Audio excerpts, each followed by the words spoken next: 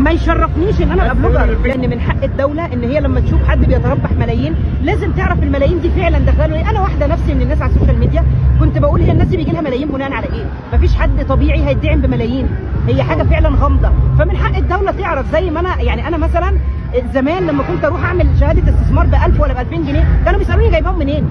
فازاي الناس بتدخل ملايين ومليارات وما بيعرفوش هم جايبينها منين؟ كابتن ياسمين، في تصريح ليكي انا كابتن مش بلوجر وجايباها من الصبح، التصريح ده اثار الجدل قالوا ازاي؟ التصريح ده المفروض ما يثيرش الجدل، لان انا واحده بتمرن وشقيانه في الحياه من 2004، فانا طلعت وانا كابتن بيج ياسمين، فما جيش في الاخر اتساوى بحد طلع عمل ليبسنج على اغنيه فاتشهر فبقى بلوجر.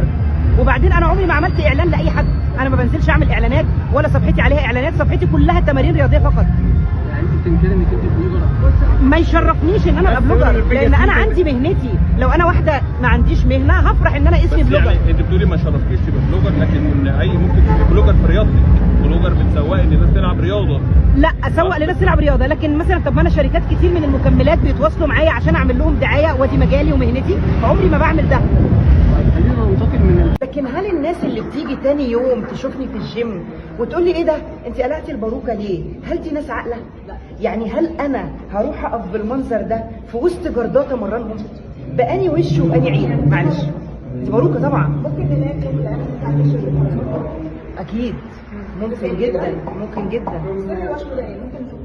الوشم ده حاجه، بصي كل حاجه معايا هتلاقيها حاجه خاصه بالحديد، انا ما بحطش حاجه مش خاصه بالحديد. طب امتى جاتلك فكره ان انت تعملي الوشم ده وليه؟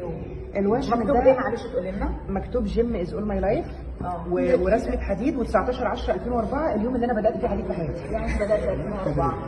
طيب لحد دلوقتي على مدار حوالي 21 سنه، شهر 10 الجاي ده ان شاء الله كمان 21 سنه. مفيش اي حاجه تماما، مفيش اي حاجه تماما اثرت من جوايا بالسلب. يعني انا مفيش حاجه اثرت معايا بالسلب داخليا، لان حبي للحديد زايد عن اللي انا ممكن اشوفه مساوئ ليه. يعني بحب الحديد زياده عن اللزوم. ايه نعمل حياتك؟ ايه نعمل الفشل؟ ان الثبات على المبدا اهم من المبدا نفسه. مش فارق معايا لان في رجاله كتير بتتقدم لي، بس هي الفكره ان انا شايفه ان انا عندي طموحات واولويات في حياتي احسن بكتير من الجواز.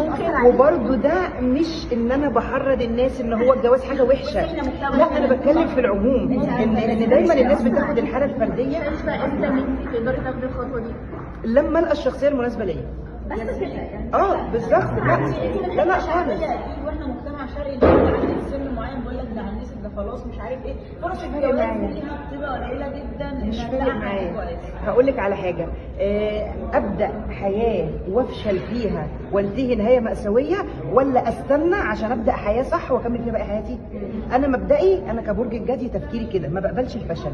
ابدا حاجه طبعا ما بامنش بتوقعات الابراج، بس بامن بتحليل البرج، تحليل شخصيه البرج. البرج بتاعنا ما بيقبلش الفشل، ما عندوش حاجه اسمها فشل.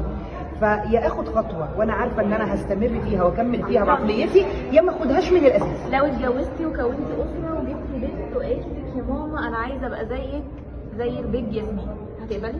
هقبل وهشجعها جدا لو هي حابه ده. مش هتعمل ده عشان تعمل شو. هتعرفي منين ان هي حابه ده؟ ممكن مثلا تقول لك بيبان. لا بيبان، اللي بيحب الحديد ده بيبان عليه. انا واحده كنت بسيب المدرسه وبهرب منها عشان اروح العب حديد. يعني بيبان. ما كانوش يعرفوا، ما عرفوش غير مؤخرا. هم ما بيحبوش الحديد، بس خلاص دي حريتي، يعملوا ايه؟ هم عارفين ان انا واحده مهووسه. الموضوع مش بس رياضه ولا شغل ولا لا خالص، مش مؤثر نفسيا بمعنى كل حاجه. يعني الناس بتهاجمك، البيج ياسمين ما اتجوزتش لحد دلوقتي، ما بيفرقش معايا خالص. يعني ربنا انعم عليك بنعمه. ايوه كل البنات دي محوليها بشكل ما بيفرقش معايا لان انا لعبتي رجاليه جدا. انا بقالي 20 سنه بمرن رجاله، يعني